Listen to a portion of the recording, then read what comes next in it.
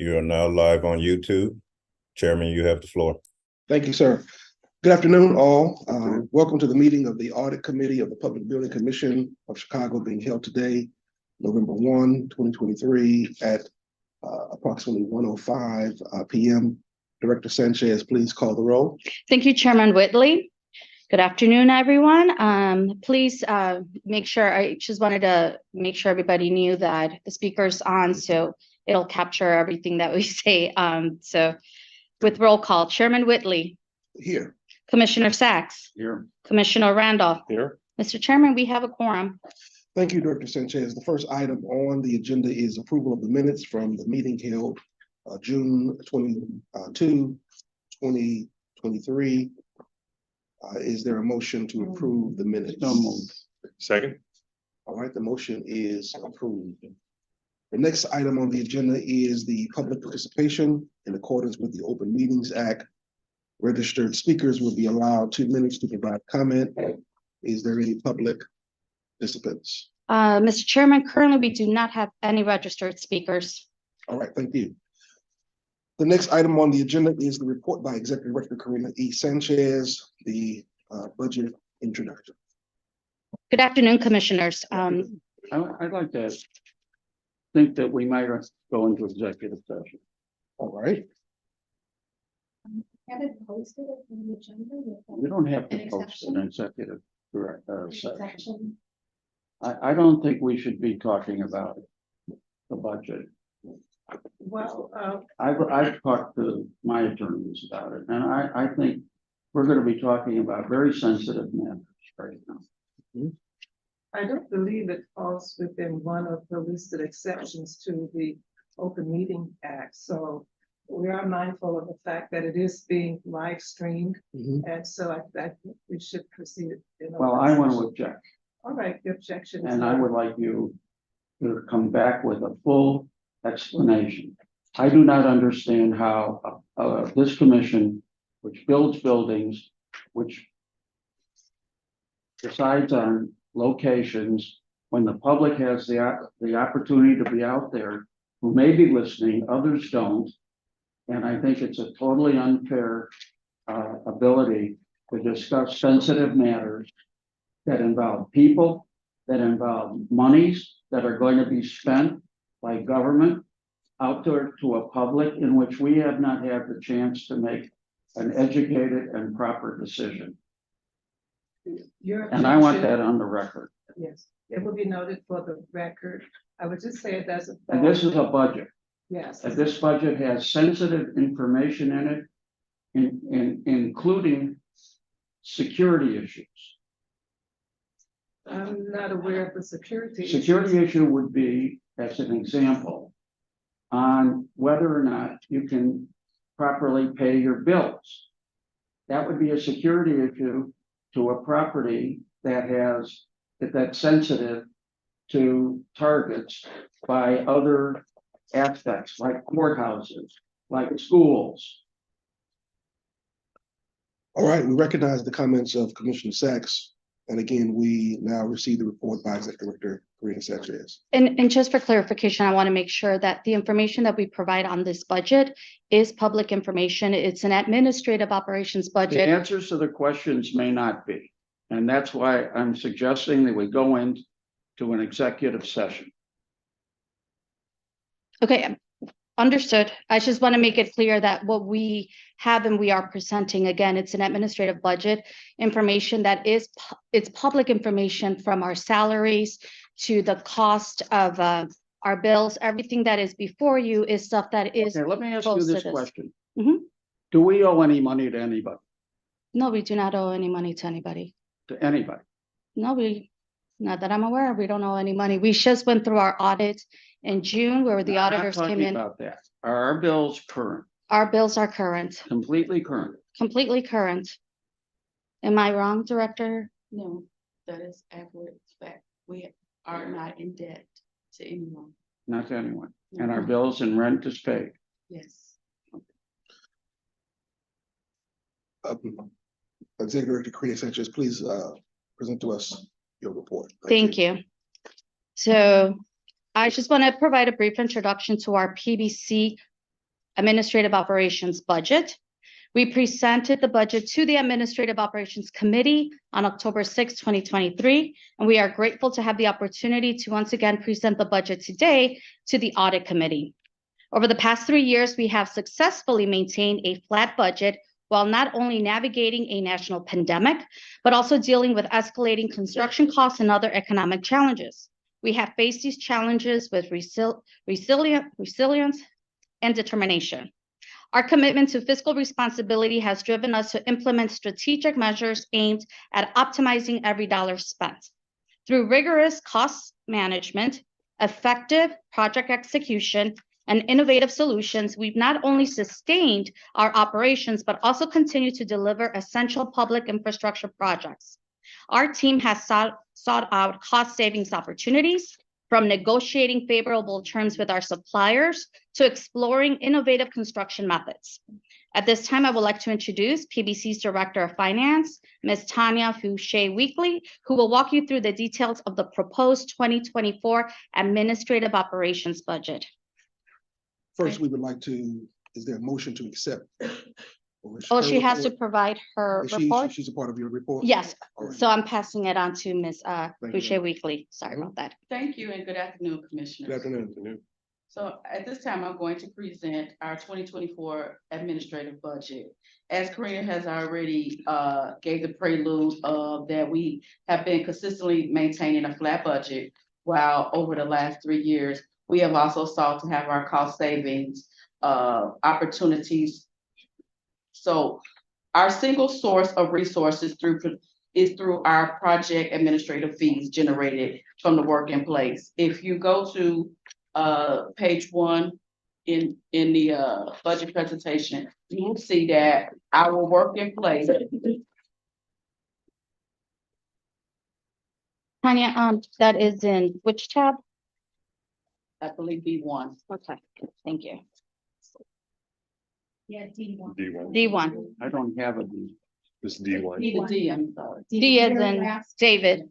The Oh, speakers. it's the last tab. There you go.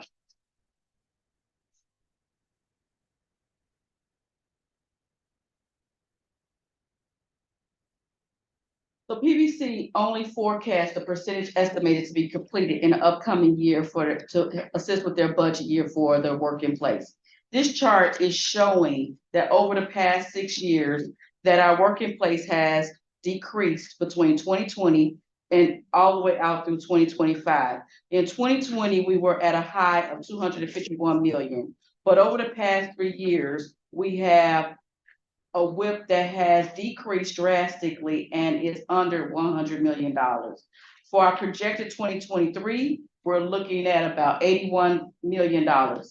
And for 2024, it proposed is 74 million, and 2025, we have a planning budget currently of 43 million based on what has been currently undertaken by the PBC. We have previously been reporting on our decline over the past two years, and we will continue to take these steps to be rigorous in our cost management and our efficiency in budget execution, innovative solutions. I will also add that this WIP is not in sync with project budgets. So for the actual projects we have, they have a different budget, and those costs and expenses are maintained separately from our administrative budget. Based off of the work in place that we have from those project related budgets, we generate our administrative revenue based on that amount of money, as well as our recoverable expenses. With that being said, our total amount of resources that we are projecting for 2024 is $6,599,229. That amount of expense revenue will, I'm sorry, for 2024 is $6,794,962. I was looking at 2023. Okay. So our administrative fees would be $5 million, and our reimbursables roughly $1.7 million. And our reimbursables consist of our project manager's time and our insurance allocations that are reimbursed through the building as the owners of the Daily Center. So for our 2024 administrative expenses, we're showing an overall increase of 1%, roughly $130,924 over our 2023 budget. So our total administrative expenses are budgeted at, and they should be like page 3. In there to be a detailed list of what our proposed budget is for 2024, with a total of $8,361,438. Of that, the predominant amount of our 61% of our budget is our personnel services, which includes our salaries, our insurance, and our retirement benefits. General insurance is $833,000. Our legal fees are $182,000. Our inspector general fees are $204,117. Professional service fees, $354,000. The rent leasehold improvements, which is based off of the budget that was approved by the Richard Day Daley Center, is $736,590. Office and other administrative expenses. Are we up to date on that? Yes, We are. yes. We don't, we have paid the county all their money. We don't, we're the owners of the building. We don't pay Well, anything to the but county. we rent that we pay rent to the county. No, no, We pay no. rent. The county pays rent to the PBC. And the city of Chicago pays rent to the Rent us, PBC. okay. And then we, in turn, fund the property managers, Right. who is Transwestern, to, on behalf of us, pay the expenses of the building. So all funds for the expenses of the building are collected directly through the Public Building Commission. And then we actually pay a check out to the building property managers to pay the expenses. So they are responsible for ensuring that the building is paid and everything is well. And in fact, we run at a profit. We have a margin based off of that budget where we are not in a deficit for any of the expenses for the building. So we don't owe anything. No, we do not. Okay. Computer maintenance, equipment, and software is 452. We are remaining flat in that area. And we maintain our contingency of $400,000, which gets us to that our budget amount of 834. With that, we are still projecting that our expenses will exceed our resources by $1.6 million. But despite this, we remain committed to upholding our standards and our excellence in delivering our projects and being effective in public service. We will continue to come up with our innovative solutions and seek partnerships and prioritize all of our projects so that they may yield the maximum benefit for our Chicago residents, as well as maintain the resources and expenses in a way that will continue to enhance and ensure the longevity of the PBC. That concludes my report. Is there a motion to accept the executive director's report I have inclusive another of question. When was the last time question? the building was, it's our only asset for the PBC, Yes. as is the Picasso? Has there been an up-to-date appraisal of our building? Do we have a value on our building for our balance sheet? We do have a value for our building on our balance sheet of $71.6 million for the actual building. And- But then we have our capital improvements that continue to go, but our total net assets for the building come out to $113 million. Thank you, and that's important. Okay, So, that's very important because it's our only asset. You mentioned revenue versus expenses, so we're down 1.6 million. Is the plan to come back at some point later in the year if we're not able to make that up? Or Those are conversations that we are continuing to have with the mayor's office and other individuals.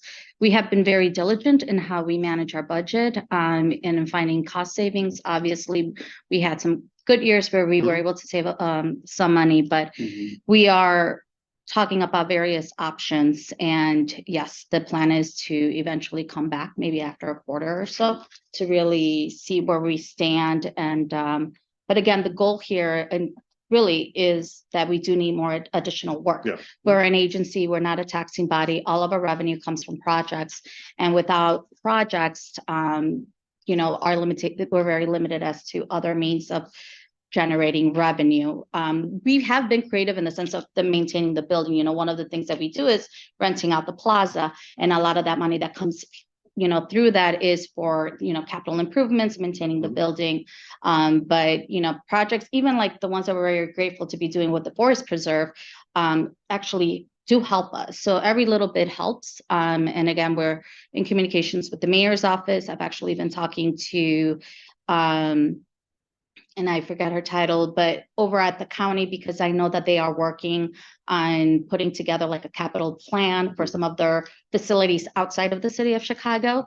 And they understand that they don't have the resources nor the expertise that the PBC does. So there's talks about possibly working with them, but I think it's a matter of them making sure that they have the funding necessary in order to provide those improvements for those facilities. But I don't know what the timeline for that is yet. Okay. But we did talk about possibly at least starting on an intergovernmental agreement, maybe in the beginning of next year. So at least we can have that in place. And again, once they receive all the funding that they need, then we can move forward for that. So I'm optimistic. I always try to be optimistic. I think, I actually have to give praise to all of my staff because they have been doing a wonderful job. And, we are at the lowest when it comes to the number of staff that we have. We're about 27 right now, and people have stepped up to the plate. They have been taking on more responsibilities, and they're really the reason why we are doing well. I mean, we're still delivering quality projects, even with the limited resources that we have. I'll also add that our actual numbers, as we come down from our budget, do tend to bring the gap a lot closer. In fact, when we are looking at what we're projecting for 2023 from our resources, we should be either close to break even and or with a little surplus, as we have done an excellent job with our cost savings. There are things that we budget for, namely, if we just think about it, the contingency, 400,000, we rarely, if ever, have to go into that area. And there are other items that we don't have to touch on, but we're required to put into our budget for whatever reason that allows us and affords us the ability to be able to operate in the way where we're at, so that we can state that we get closer to at least meeting the resources with the expenses as the year goes on. So as we have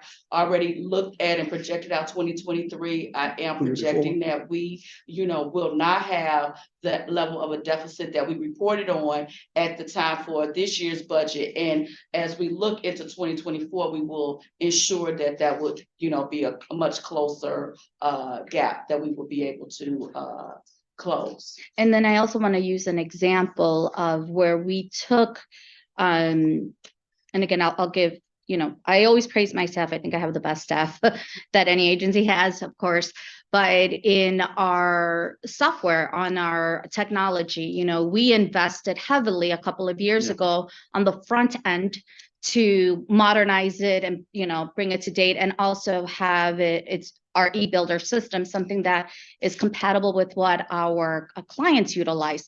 And even though we did quite a heavy investment a couple of years on the front end, we are now seeing those savings here. So I think that's an example of where we've been very diligent and understanding that we had to take some financial, I don't want to say hits, but we did some financial investments that might have seemed heavy and high a couple of years ago, but now we're seeing those savings coming back to us. Point of information related to Commissioner Sachs' question. When was the last time the building was appraised? Don't know exactly when it was. Usually we do a 5-year assessment. I think we are with, maybe I would say maybe it was 2019 or 2020, because we're getting ready to go out into do an assessment. So what the building does is a 5-year assessment for capital improvements. At that time, they come in and they do the full review of the building and the value of where we're at. I will also say we fully depreciated the building being at the age that it is, so there is no more appreciation on it. But we are still in the middle of that, and I believe it's not 2024, it's either 2025 that we will be going back out for a new capital improvement plan, and at that point in time will be when they. And the management company, is that on an agreement basis as well? That we It is, we are actually in an active procurement at the moment, which you'll see that because their contract is up, At the end of the at year. the end of the year, we have a director of procurement, James, over here, and we are finalizing that as to where we will be going with our next steps on whether we're new or staying the same within who is doing our property management. So they are, was it a 3 or 5 year term that we were currently closing out right now? They used all extensions, so 5 years. So 5 years, so anywhere between the 3 to 5 years is where we will do the procurement and assessment, and a good time for them to also sharpen their pencils. Absolutely. And demonstrate to us their ability Absolutely. and or innovations and things that we do. And I will say that we've had some really good things that came out of this RFP, because this is a prime real estate property, actually. Yes. And I, Unique too. Mhm. yeah, and I would like to say that even with the property, I mean, the team that's been in place has been at the forefront of taking care of everything. They're very proactive. When COVID hit, we were probably one of the first buildings that had in place security measures and everything. And I remember I was part of a task force where me and the general manager at the time, we would laugh because we were like, okay, we got to take a moment to let everybody else catch up to us. But again, we've been very diligent of how we manage this building. The team, the current building management has done a great job. And I think we will be taking whomever the next building manager is to our December board. Thank you. I keep forgetting we're in November. I was about to say like happy Halloween. I do want to compliment the whole staff on how they got through the pandemic. Mhm. I think we have to, without a doubt. I'm very proud of that. I just want to be careful right now. We're in high alert. There's going extra costs, and it's going to be a long time. I'm just back from Washington. I can tell you, we're in a war. I said it I was on Beyond the Beltway on Sunday for 2 hours. And we're not going to be in a war, we're in it. And so I didn't mean to raise my voice before, but I really do think we got through the pandemic. And I think that we just need to be very cautious because of not only the uniqueness of it, but it's the county courthouse. And with that, if I may add, we take security very, very seriously here. There's been a couple of times where we are in communication with the commander of the district. If we hear of anything, there are times where the building is what we call on high alert, where everybody has to go through security, even us who have a key card. It's on it now. Yeah. So that's one of the ways that you can see that we're being very proactive. We get notified of any potential protest or anything going on, so we can be proactive on how we deal with security, even when it comes to how we use certain items on the plaza as security barriers, like the planters. So that's something that, I mean, it'll be sometimes 5 o'clock in the morning and we're, I'm getting a phone call or whatever. So we take security very seriously here. We're very proud to say that when people come through this building, they're coming to a very secured building and they can feel safe. And we work closely with the sheriff's office with that too. CPD, the sheriff's office, building management. All right. Is there a motion to accept the executive director's I report? move. Second. The report is accepted. Is there a motion to adjourn? I move we adjourn. Second. All right. Thank Thank you.